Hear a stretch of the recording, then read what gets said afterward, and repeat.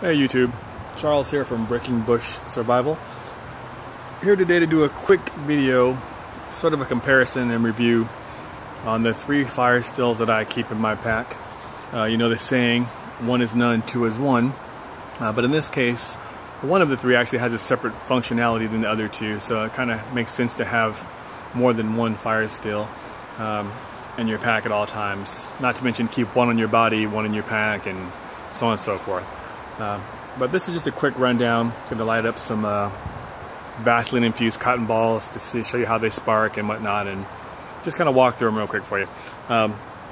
Starting from the very first one, that's going to be my Sparky. Now the little Sparky, it's pretty easy to find. They're like $10. You can find them at most sporting goods stores like Sport Mart and all the other Sports Authority, and any REI has them. It's a called Little Sparky. Its design is so that you can spark with one hand and not have to utilize 2. So in the event that you have an injury to your hand, or you break your wrist, or you hurt your arm, you have the ability to use one hand to get a spark. And that's kind of the design that kind of comes out the front there. You squeeze down on the top, and that puts pressure on the ferrocium rod, and that causes your spark. So this is about $10, like I said, give or take a few. This was my first Firesteel. This is the Aurora fire starter. This one comes from Aurora Technologies.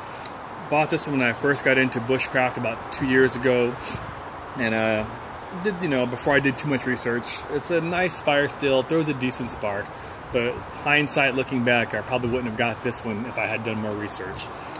Just because it's really not that easy to handle when your hands are freezing cold, but you get a good spark. You got to get it lined up with the actual sparker, which is right here, and get it right on there and put some good pressure. So you can do it. It'll throw a good spark. The spark is pretty decent, but like I said, when your hands are freezing cold and they're wet and your fingers are numb, it's just not enough to grab. But it works. It gets the job done, and it's reliable. It also has the rubber seal here to keep from getting wet on the inside.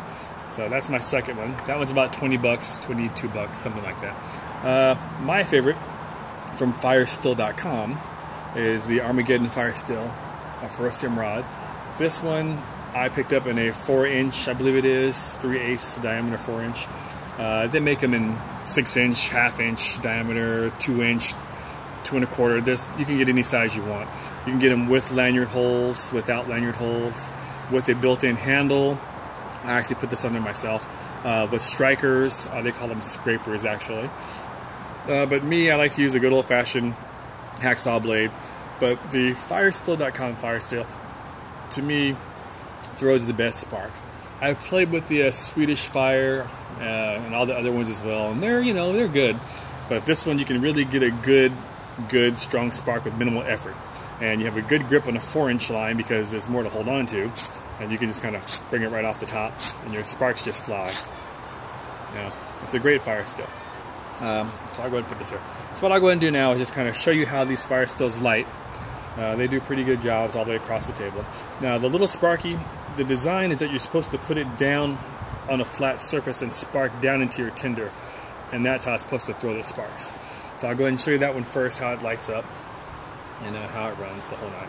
These are just some basic cotton balls that I just grabbed with a little bit of Vaseline on them. So little Sparky first.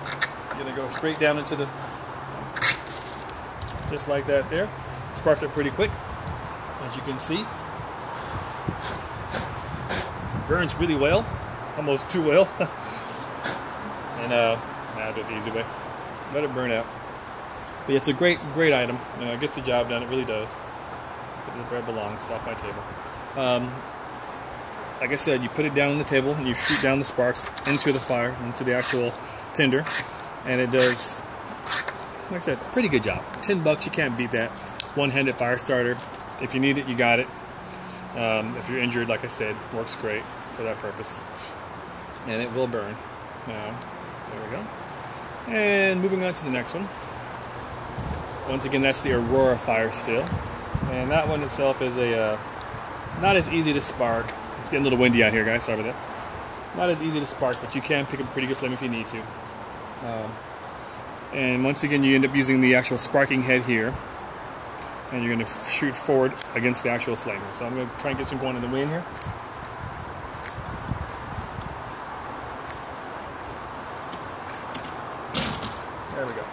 Sorry guys, I'm trying to do this over the camera. It's kind of hard to see over the camera. So it'll throw a good spark. It'll catch once you get it going. It's got to get a good flame out of it.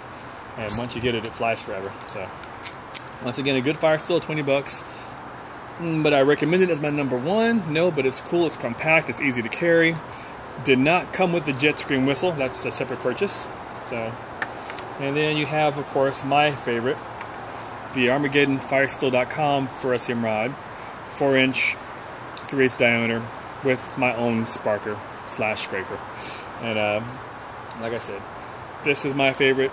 You know, these work fine, but this is the one for me because I have a big hand, and I need that. When you have a really big hand, you're trying to throw, you're covering up most of the Firesteel with your hand, you can't really get a good throw. So for someone my size, you have to have that option. So you can see these still burning. These are my Vaseline soaked. So once again, I'm gonna go ahead and just kind of go over this flame here to the next one, and throw some flames. Come from the back side so I don't burn myself.